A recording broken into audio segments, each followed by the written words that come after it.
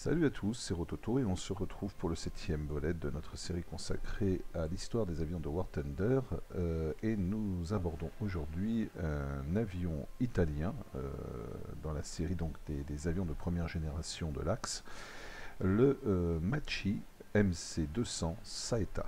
Saetta qui en italien veut dire l'éclair. Donc ce chasseur, le Machi MC200, est considéré comme le meilleur chasseur italien du début de la guerre. Voilà. Donc on avait abordé dans les épisodes précédents le CR-42 Falco qui était un avion biplan, donc on va dire d'une technologie déjà dépassée au moment de sa mise en service en 1938. On avait également parlé ensuite du Fiat G50 qui était le premier avion moderne fabriqué par l'industrie italienne, mais qui était considéré comme un avion médiocre. Et voici donc en fait le premier véritable avion moderne et efficace de l'armée italienne, le Machi MC200 Saetta, dit l'éclair. Alors c'est un avion qui a été conçu par un homme qui est véritablement réputé comme un artiste de l'industrie aéronautique, peu connu du grand public, un certain Mario Castaldi. Mario Castaldi, en fait, dans l'entre-deux-guerres, était un constructeur d'hydravions qui avait participé à un trophée prestigieux qu'on appelait le trophée Schneider, et qui était en fait une coupe, une compétition qui pourrait correspondre dans le cinéma aujourd'hui aux Oscars ou à la Palme du Festival de Cannes. Et ce prix, ce trophée Schneider, était en fait une institution qui avait été fondée pour permettre le développement de l'aviation et donc inciter les industriels ou les concepteurs aéronautiques pour faire des recherches dans le domaine des progrès technologiques de l'aviation. Et c'est donc ce monsieur qui avait réussi d'ailleurs à mettre au point un hydravion absolument hors du commun qui remporta un des plus beaux succès du trophée Schneider, qui était un avion connu sous l'appellation MC-72 et qui avait réussi à battre le record absolument hallucinant pour l'époque, record de vitesse de près de 710 km/h. Pour un hydravion, c'est absolument incroyable. Vous pouvez faire des recherches sur internet, vous le trouverez assez facilement. Le MC-72 en fait est véritablement un hydravion en forme de flèche, et c'était un avion qui a eu un des plus beaux succès de la Coupe Schneider. Parmi les succès de cette coupe, on trouvera également l'avion qui fut à l'origine du fameux Spitfire britannique. Donc on voit que cette coupe a effectivement tenu ses engagements dans le domaine de la recherche aéronautique. Et donc Mario Castaldi, à partir de 1937, mis au point, commençait à travailler sur un modèle de chasseur qui pourrait à la fois réunir sa conception aérodynamique telle que celle qu'il avait mise en application pour son hydravion MC-72, tout en l'adaptant à l'avant de cet avion qui était particulièrement massif du fait de son moteur en étoile, caractéristique de la plupart des chasseurs de l'époque. Voilà.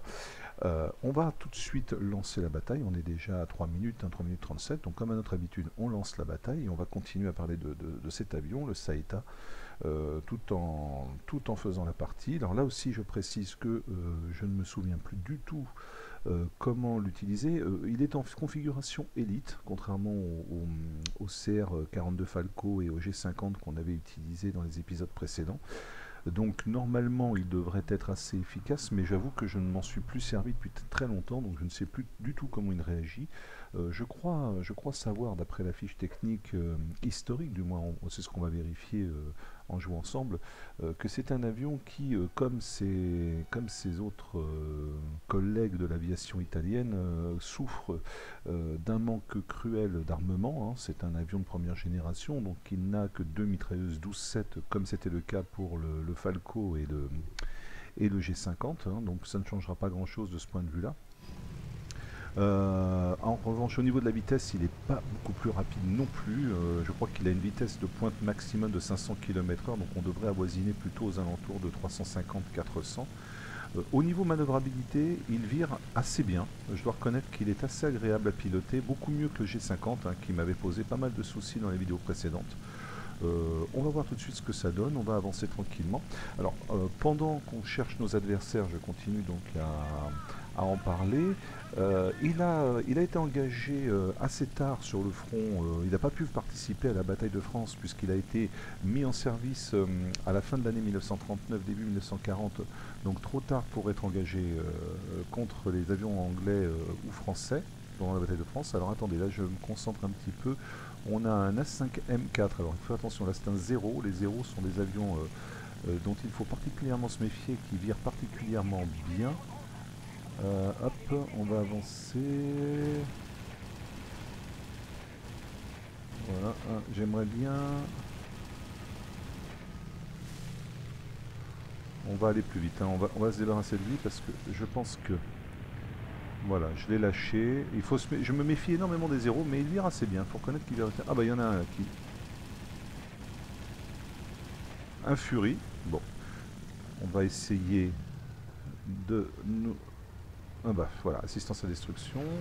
Notre ami le A5M4 qui est toujours par ici.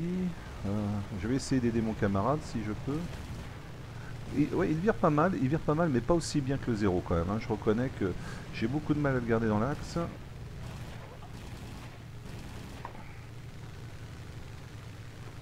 Alors, pas facile de lui tirer dessus sans tirer sur mon camarade.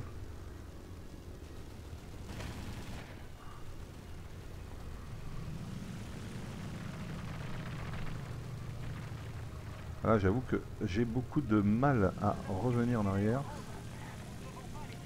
Je ne sais plus où est... Là, je suis dans un dogfight qui va... Ah bah il a atterri. Oh bah alors là. Parfait, voilà. Première victoire. Ouf, ça n'a pas été simple, hein. Donc je disais... Oh là, j'ai du monde aux fesses. On va essayer de s'en débarrasser. Sinon... Ça doit être lui, je pense.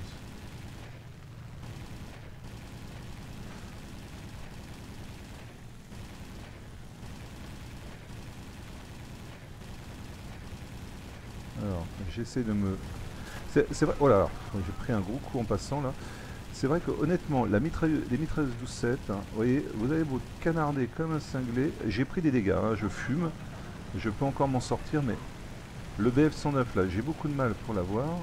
J'ai beau tirer dessus comme un sourd, il ne réagit pas, mais alors vraiment pas. Quand on voit le temps qu'il m'a fallu pour avoir le 0. Ah, c'est pas évident, hein. Là pour le commentaire, je dois reconnaître que je vais avoir du mal à continuer. Ah, j'ai plus de balles. Bon, on va essayer de sortir de là. Je lui ai fait des gros dégâts. On va essayer de sortir de là 2 minutes, le temps de recharger ma mitrailleuse dans 14 secondes environ. Il y a un SBD3 qui se promène. Oui, donc je disais, il a été engagé trop tard sur la campagne de France et il a donc fait son baptême du feu pendant la guerre gréco-albanaise. Et ensuite, il fut engagé, le Buffalo, là, je vais essayer de l'avoir. Il fut engagé ensuite en Méditerranée, alors aussi bien sur le front africain qu'à Malte, et puis plus tard également sur le front russe. Où il eut de très beaux succès, en particulier contre les Hurricanes de première génération, où là il fit vraiment de gros dégâts. Alors j'ai du monde derrière moi, je vais essayer de me dégager. Oh là oui, ils sont plusieurs, hein. Voilà, on va partir. Le Hawk, le Hawk, si on peut essayer, voilà, je lui ai fait un dégât critique. On va le lâcher, on va essayer de s'occuper des deux autres. Hop, voilà. Le H111. Non, les H111 sont trop forts pour moi, trop lourds. Je pense que je vais pas essayer de me lancer dessus, surtout que il y a beaucoup trop d'ennemis dans les parages. Oui, donc il réussit à vraiment de très bons résultats. Ah, voilà, je me suis fait avoir par l'Ishak, trop tard. Trop tard. Bon, bah, c'était plutôt une bonne opération, hein. C'est un bon avion, il n'y a rien à dire. Il est beaucoup plus agréable à piloter et à utiliser que le G50. Et plus rapide tout de même et mieux manœuvrable que le CR-42. Donc dans la série des premiers avions italien. Ça confirme effectivement ce que dit la fiche technique, et on est vraiment assez proche au niveau de la sensation, au niveau du jeu.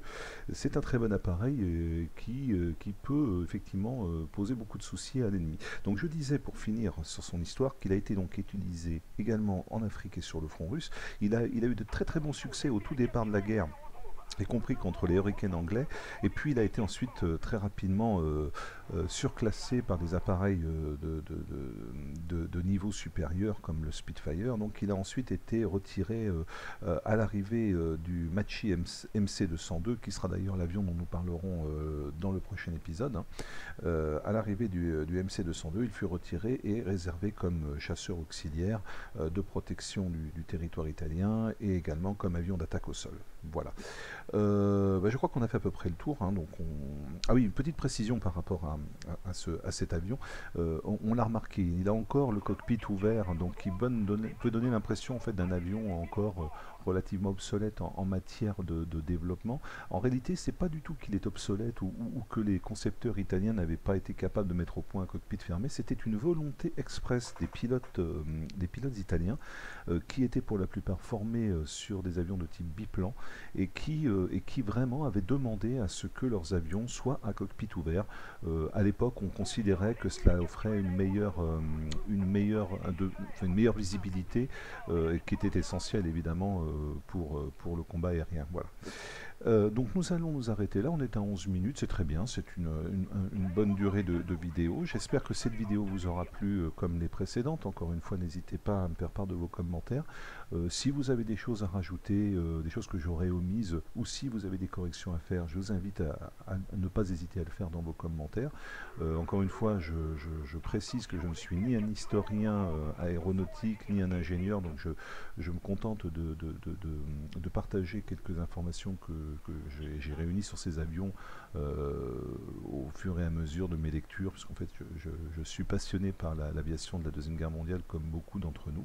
Et voilà, donc le but n'est pas du tout de faire un cours magistral, encore une fois, ni de prétendre être un expert, c'est simplement partager des connaissances avec vous.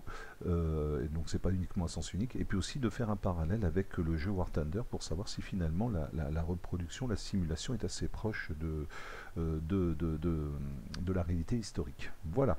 Je vous dis à bientôt, en espérant vous retrouver pour la prochaine vidéo, et à ciao.